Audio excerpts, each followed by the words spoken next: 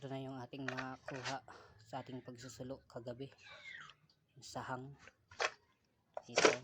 1, 2, 3, 4, 5, 6. 6 na peraso.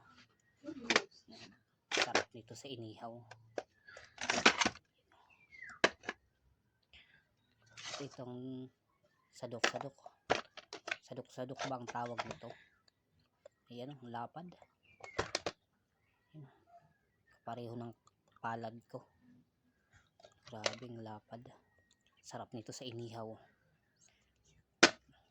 Kaya iihaw natin to.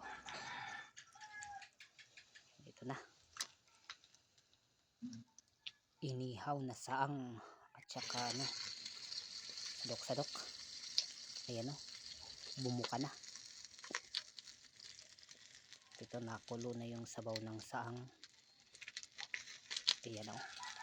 Sarap nito.